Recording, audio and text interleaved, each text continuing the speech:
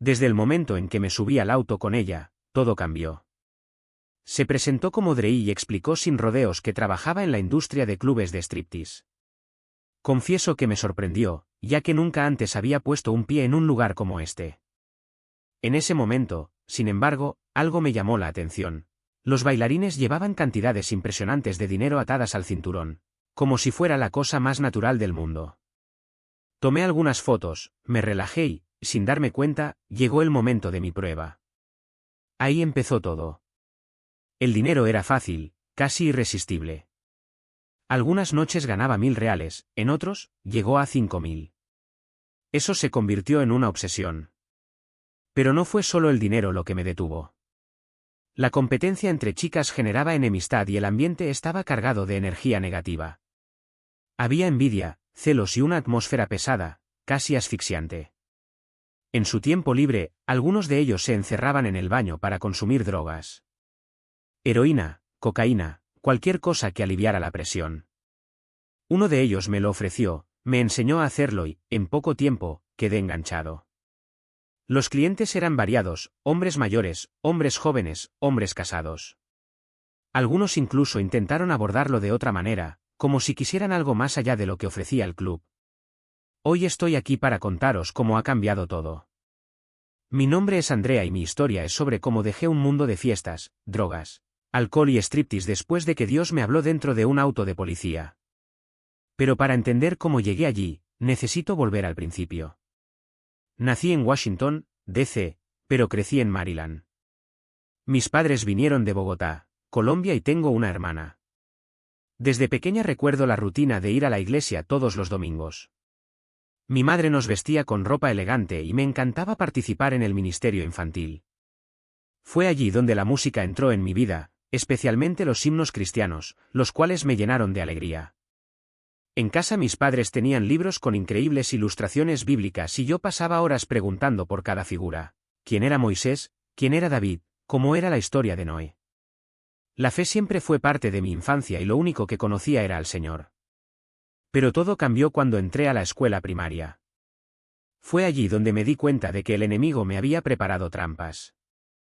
En la clase de estudios sociales, un chico sentado a mi lado estaba vestido diferente, todo de negro, con accesorios extraños que nunca antes había visto. Lo acosaron y eso me molestó profundamente. Un día no pude soportarlo y les pedí a los otros estudiantes que pararan. Se acercó a mí y pronto nos hicimos amigos. Con el tiempo, las conversaciones se volvieron más oscuras. Me confesó que era un mago practicante y ocupaba un alto puesto en la jerarquía. Estaba confundido porque nunca había oído hablar de eso. Explicó que practicaba brujería y que era un mago poderoso. Como me crié en un hogar cristiano, todo esto era nuevo. Pero en lugar de darme la vuelta, sentí curiosidad. Él notó mi interés y empezó a traer libros a la escuela, trabajos sobre el tercer ojo, proyección astral, una Biblia satánica, libros de horóscopos y hasta manuales de cómo lanzar hechizos. Me dijo que, para vengarse de los matones, invadía sus casas con proyecciones astrales y lanzaba maldiciones. Al principio pensé que era mentira, pero algo dentro de mí quería creerlo. Me prestó los libros y los llevé a casa escondidos en mi mochila. Sabía que mis padres no lo aprobarían, pero la curiosidad era más fuerte. Encerrada en mi habitación, comencé a leer aquellas páginas oscuras. Las imágenes y los textos eran inquietantes y pronto comencé a sentir miedo. Sombras oscuras aparecieron en un rincón de la habitación y pensé que estaba imaginando cosas. No me di cuenta de que los libros estaban abriendo la puerta a algo mucho más peligroso. Poco después me inició en el cine de terror. En su momento, Jóvenes Brujas fue un éxito, contando la historia de 4 niñas que practicaban la brujería en una escuela católica. Eso me fascinó y pronto estaba viendo una película de terror tras otra.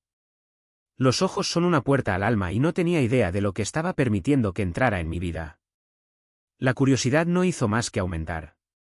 Un día, durante el recreo, trajo una bandeja de cartón. Dijo que era un tablero espiritual, similar a una tabla Ouija. Mostró cómo funcionaba, haciendo que un lápiz se moviera por sí solo, y los demás estudiantes pensaron que era un truco. Pero aseguró que el tablero real se podía adquirir en jugueterías. En ese momento, mi hermana y yo teníamos todos los juegos más populares, Connect 4, Twister, Hungry Hungry Pose e incluso una Super Nintendo. Entonces le pedí a mi madre que comprara esa bandeja. No sabía que esa simple petición cambiaría todo. ¿Junta? Exactamente igual, intacto, como si nunca lo hubieran tirado. Mi corazón se aceleró. ¿Cómo había regresado eso? Lo partí por la mitad y lo tiré a la basura lejos de casa. Pero allí estaba él, en mi cama, como burlándose de mí. En ese momento entendí que no era solo un juego. Había algo mucho más oscuro detrás de esto. Mi hermana entró en la habitación y vio el tablero. Sus ojos se abrieron y dijo, con voz temblorosa, te lo advertí. Esto no es normal. No sabía qué hacer. Estaba aterrorizada, pero al mismo tiempo sentía una extraña atracción hacia él, como si una parte de mí todavía quisiera tocarlo. Decidí que necesitaba deshacerme de él de verdad. Esta vez no lo tiré simplemente, lo quemé. Tomé una caja de cerillas, llevé la bandeja al patio trasero y le prendí fuego. Mientras las llamas consumían el cartón y las letras pintadas, sentí un extraño alivio, como si me quitaran un peso de encima. Pero al mismo tiempo, una voz dentro de mí susurró, no puedes escapar de mí. Durante los días siguientes, todo pareció volver a la normalidad. Las sombras dejaron de aparecer, los ruidos nocturnos cesaron y pude volver a dormir. Pero el recuerdo de todo aquello todavía me perseguía. Evité incluso hablar de ello, como si mencionar el tablero fuera a traerlo de vuelta. Hasta que una noche tuve otra pesadilla. En él estaba de nuevo frente al pizarrón, pero esta vez no había lápices ni letras. Solo una voz, profunda y distorsionada, que decía, ¿crees que estás libre de mí? Ahora estoy en ti. Me desperté sudando frío, con la sensación de que algo todavía estaba ahí, observando. Fue entonces cuando me di cuenta de que no bastaba con destruir el tablero. Necesitaba ayuda. Al día siguiente fui a la iglesia y hablé con el pastor. Te lo conté todo, las pesadillas, las voces, las sombras, el miedo constante. Escuchó atentamente, y después de un momento de silencio, dijo, lo que abriste no se puede cerrar solo con fuego. Necesitas algo más fuerte. Me explicó que el tablero era una puerta para los espíritus malignos y que una vez abierto, no se irían fácilmente. Pero también me dijo que había una manera de expulsarlos, mediante la oración, la fe y la renuncia a todo. Me enseñó a orar en el nombre de Jesús, a pedir protección y a alejarme de cualquier cosa que pudiera conectarme con ese mundo.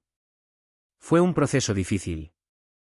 Hubo días en los que el miedo volvió, en los que volví a sentir la presencia de esas sombras. Pero poco a poco, con la ayuda de mi familia y de la iglesia, logré liberarme. Aprendí que el mal no juega, y que algunas puertas, una vez abiertas, solo se pueden cerrar con fe. Hoy, cuando miro hacia atrás, veo como todo aquello fue un llamado de atención. Un juego que parecía inofensivo casi me destruye. Pero también me enseñó que no importa cuán fuerte parezca el mal, siempre hay una fuerza mayor de nuestro lado. Simplemente elige de qué lado quieres estar. La tabla Ouija ha reaparecido. Alguien o algo lo había vuelto a colocar en mi habitación, entero, como si nada hubiera pasado. En ese momento pensé que estaba alucinando. Pensé, esto, sea lo que sea que haya en ese tablero, me está atormentando. Y la verdad es que así fue. Las ideas más oscuras comenzaron a apoderarse de mí. Incluso pensé en acabar con todo. Nadie me creerá, dije. Se lo dije a mi madre y ella no lo creyó. Hablé con mi padre y él tampoco me escuchó. Hay algo mal aquí, insistí. Hay algo muy mal. Desesperado, tomé la tableta, los libros que tenía de ocultismo y saqué todo afuera. Quemé cada pieza. Las llamas lo consumieron todo y mientras el fuego crepitaba, una voz dentro de mí me preguntó, «Tenías que quemar, ¿no?» Sí, lo hice. Porque algo en ese objeto no era solo madera y pintura. Era una puerta. Y necesitaba cerrarlo de una vez por todas. Pero lo que no sabía era que al destruir eso, no se quedarían callados. Los demonios no te perdonan cuando te metes con lo que es de ellos. Esa misma noche, el tormento volvió con fuerza. Sentí manos invisibles tirando de mi cabello, puñetazos en la oscuridad, algo pesado presionando mi pecho mientras intentaba dormir. Mi cama temblaba como si alguien la estuviera sacudiendo. Intenté gritar pidiendo ayuda, pero las palabras no me salían. Hasta que, desesperado, comencé a clamar a Jesús, no con mi voz, sino con mi mente. Y entonces, de repente, todo se detuvo. Un silencio pesado se apoderó de la habitación, como si una presencia hubiera sido expulsada. En ese momento comprendí, Jesús me había liberado. Pero el mal ya había dejado sus huellas. Después de eso, comencé a hundirme en cosas peores. Probé drogas, alcohol, dejé de ir a la escuela. Me volví rebelde, agresiva, como si algo dentro de mí se hubiera roto. Años más tarde, entendí que la brujería es una forma de rebelión y había abierto puertas que no debería haber abierto. Puertas a la adicción, al miedo, a cosas que me arrastraron por un camino oscuro. Y lo peor es que ni siquiera me di cuenta. Regresé a la escuela, pero ya no era lo mismo. Me introdujeron en un mundo de fiestas, bebida y drogas. Conocí a un chico que se convirtió en mi primer novio. Mis padres se enteraron y se enfurecieron, eres demasiado joven para esto.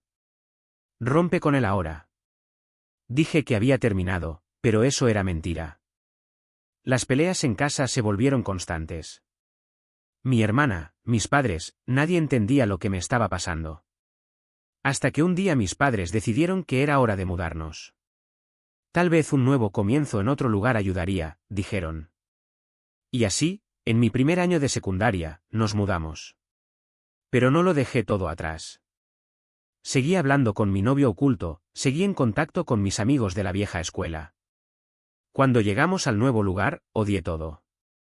Era un barrio diferente, donde éramos minoría, lejos de todo lo que yo conocía. No tenía amigos, extrañaba a mi novio y caí en una profunda depresión. Me aislé, me hundí en la soledad. Y las cosas solo empeoraron cuando una de mis amigas llamó para decirme que había visto a mi novio con otra persona. Fue como si el suelo se hubiera abierto bajo mis pies. Mi primer amor, mi primera decepción. Estaba devastada. Para intentar olvidar, comencé a distraerme.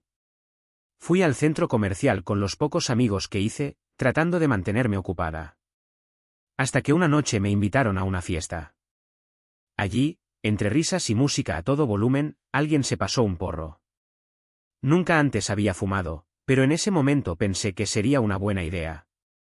Solo para relajarme, pensé. No sabía que estaba mezclado con otra cosa. Los primeros minutos fueron vertiginosos.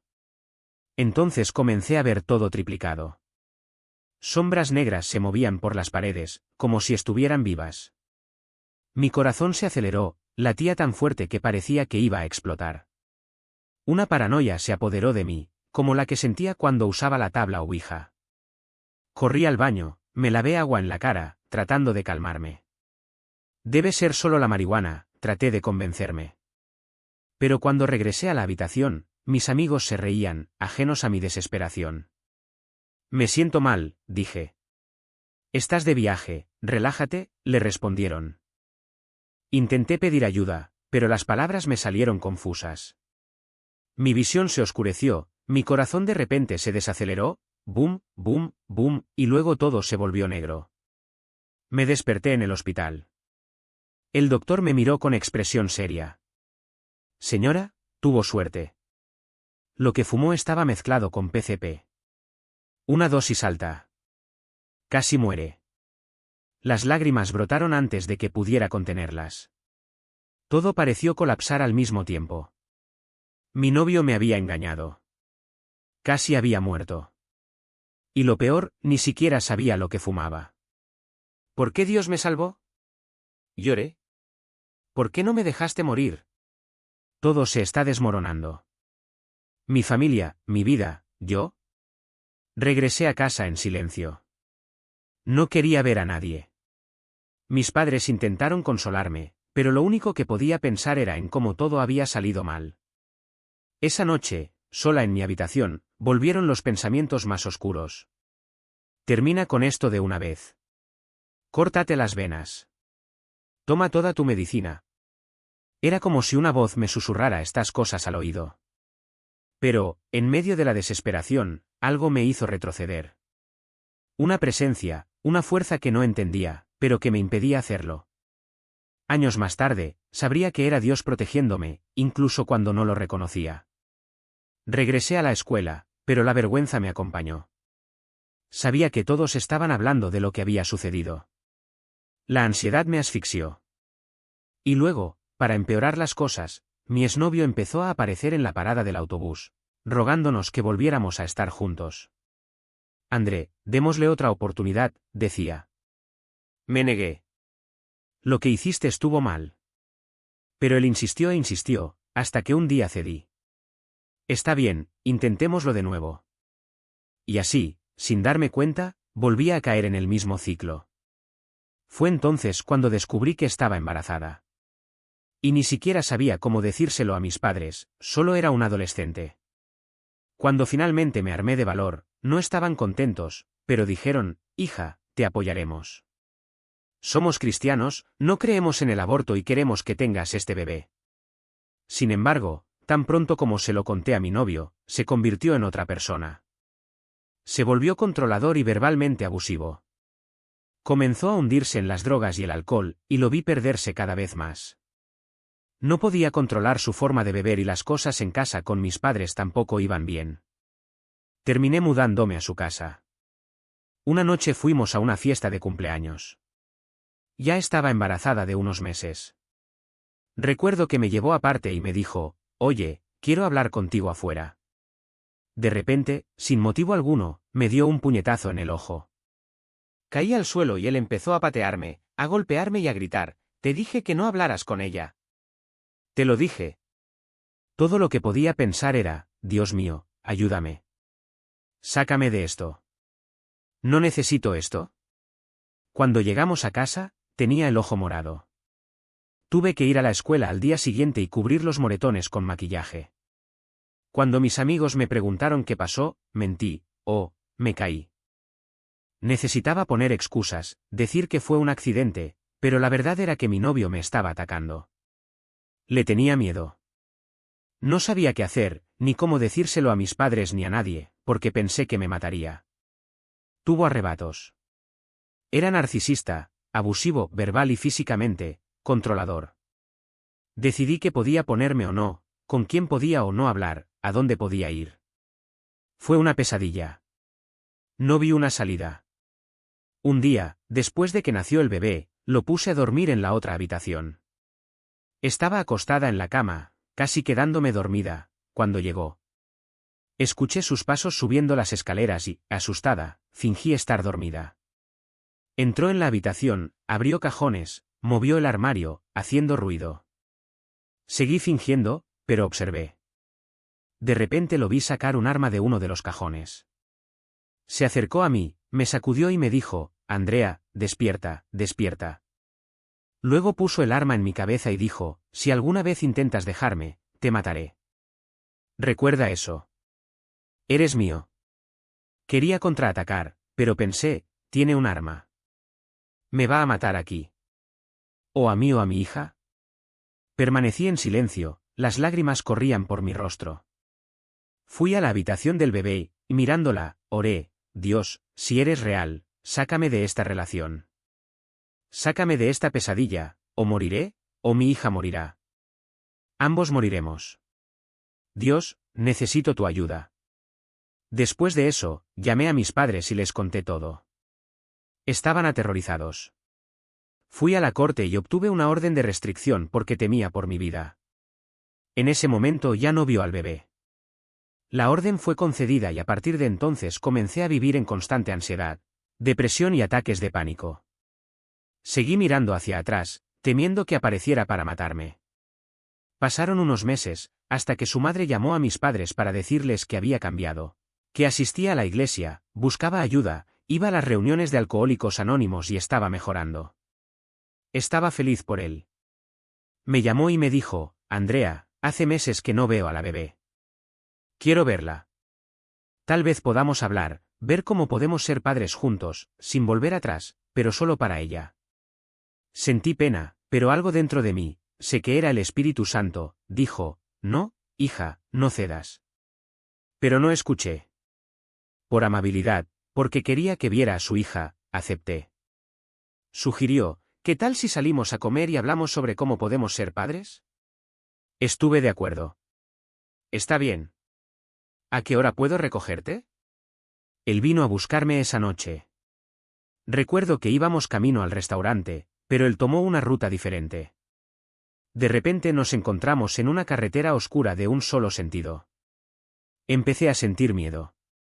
Oye, ¿a dónde vas? ¿A dónde me llevas? Él no respondió.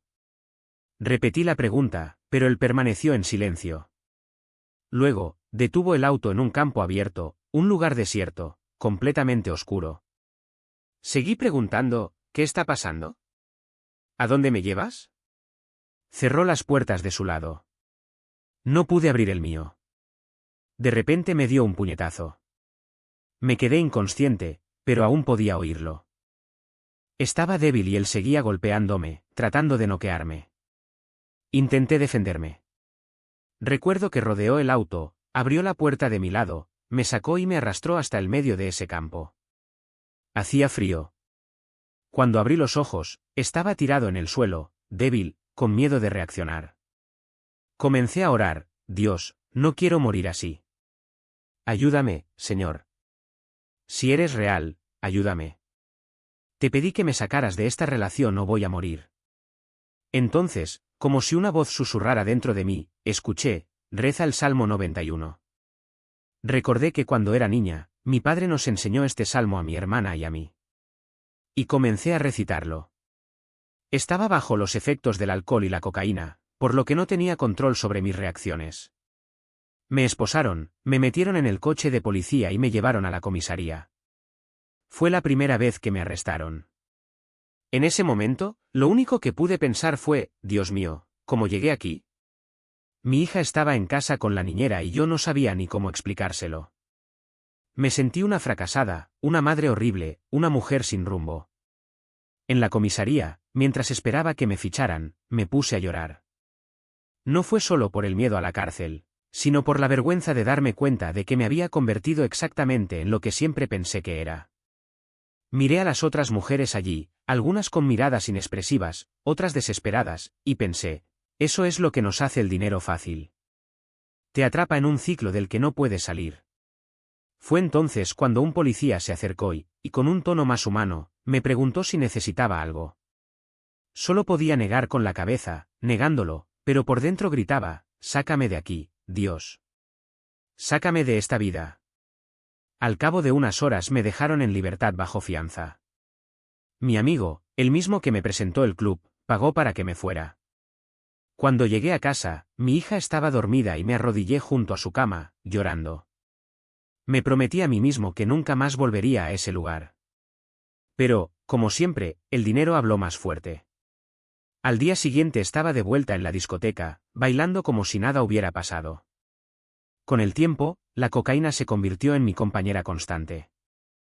Lo necesitaba para pasar las noches, para sentirme seguro, para olvidar lo que estaba haciendo. ¿Qué pasa con el alcohol? Después de todo, fue lo que me hizo dormir.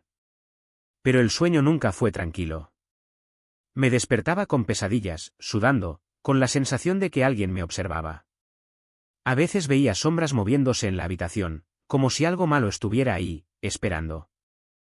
Una noche, después de una actuación particularmente agotadora, fui al camerino y encontré a una de las chicas desmayada en el suelo, con una jeringa a su lado.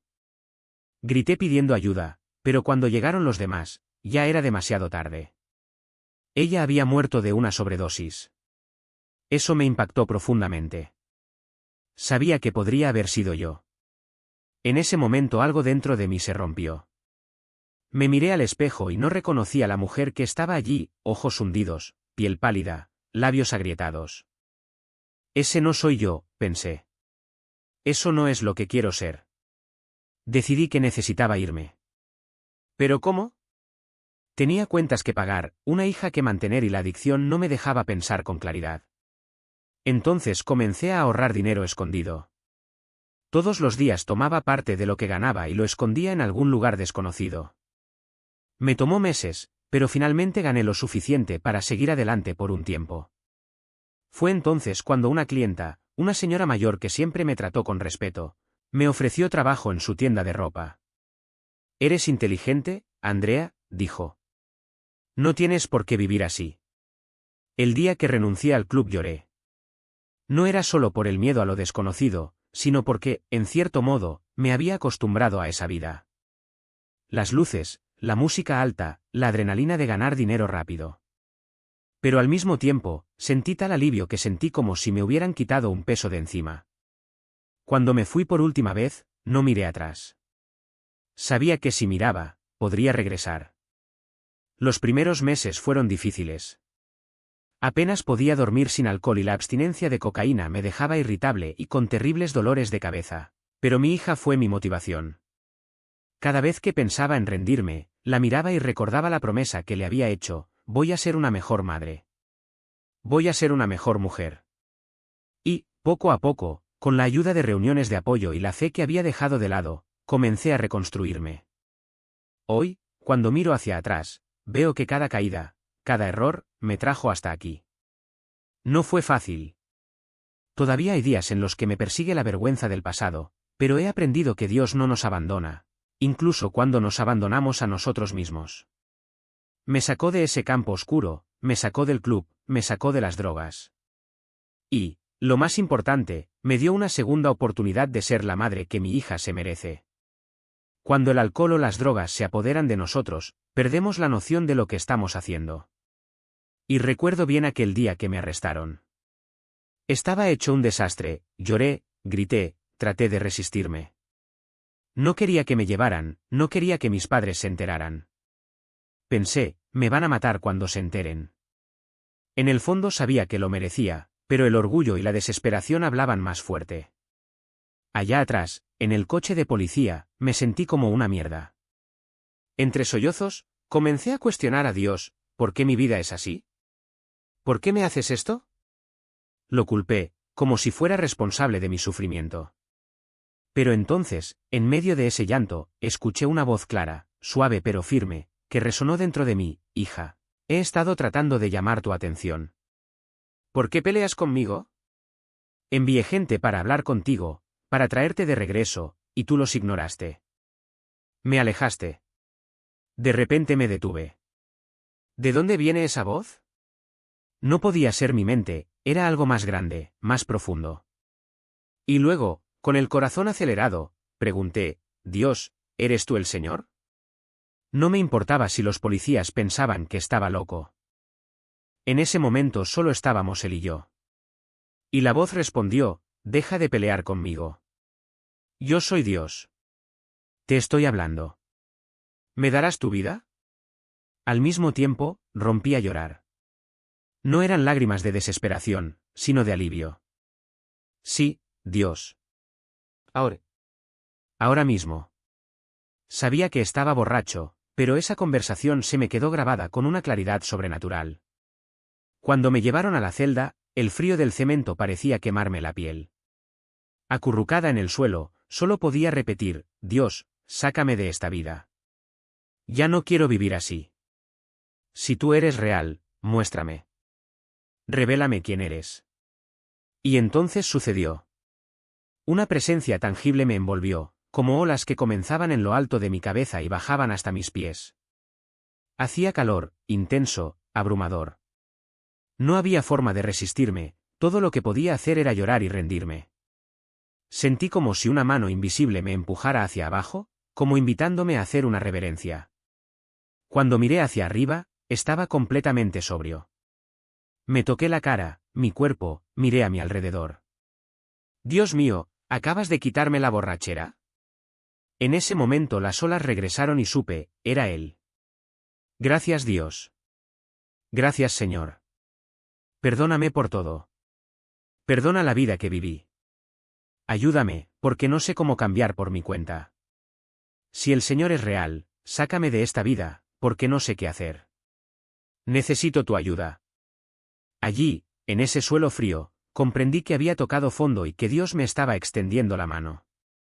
A veces nos pone en situaciones que no entendemos, como estar esposados en el asiento trasero de un coche de policía. Si no me hubieran arrestado esa noche, ¿habría escuchado su voz? No sé. Pero una cosa era segura: Dios había estado tratando de alcanzarme durante mucho tiempo y yo no me había dado cuenta. Solo vi las circunstancias como un castigo, no como una invitación. Cuando salí de la comisaría, mi madre vino a recogerme. Ese mismo día, mi novio, que ahora es mi esposo, me dijo que su madre, mi suegra, quería invitarme a un retiro solo para mujeres. Dijo que tiene una reunión de chicas y cree que deberías ir, dijo. No tenía dudas. Ese es Dios respondiendo, pensé. Es rápido. Mira qué bueno es. Una semana después, allí estaba yo, haciendo la maleta, lista para partir. Ni siquiera me importaba faltar al trabajo, tenía programado un turno doble. Nada más importaba. Estaba ardiendo por Dios, después de ese encuentro en el patrullero y en la celda. Llegué al retiro sin conocer a nadie. Todas eran chicas de mi edad, pero no me importaba.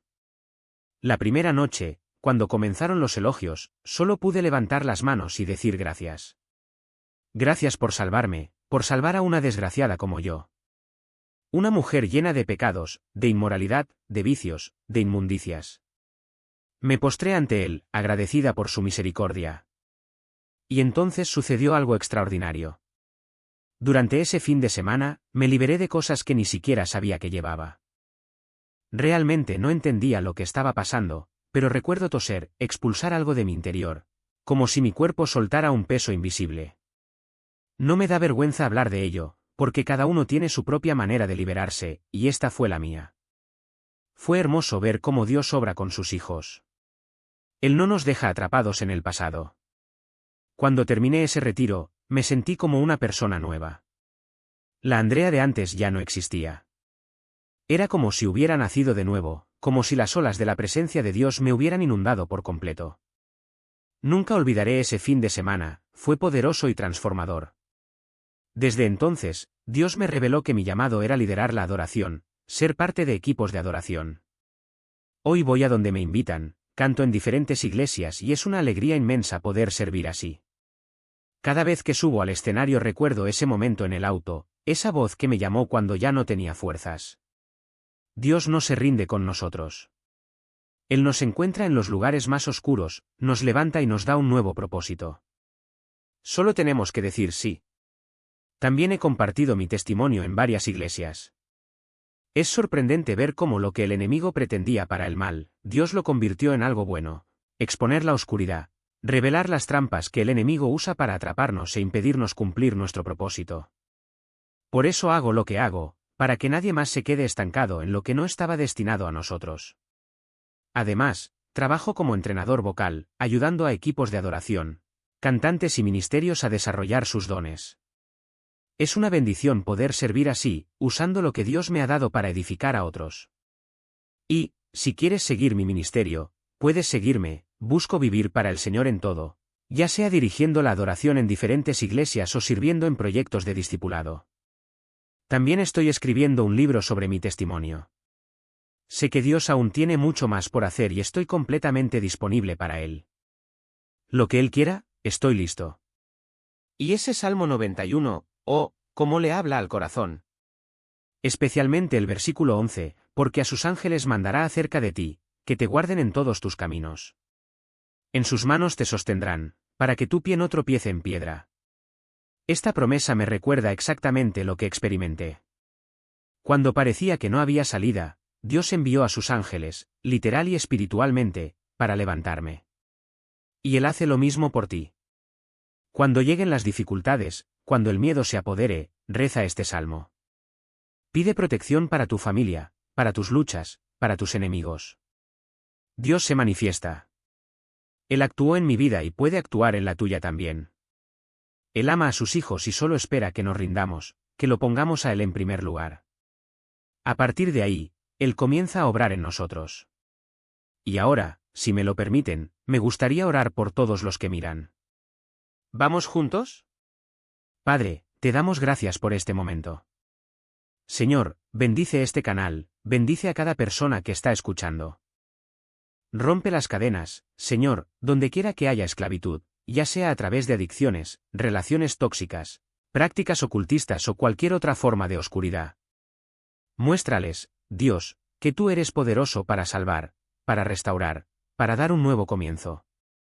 Así como me hiciste a mí, hazlo con ellos. Que millones de personas sean alcanzadas por este testimonio, por esta palabra. Que tu nombre sea glorificado, Jesús. En tu nombre oramos, amén.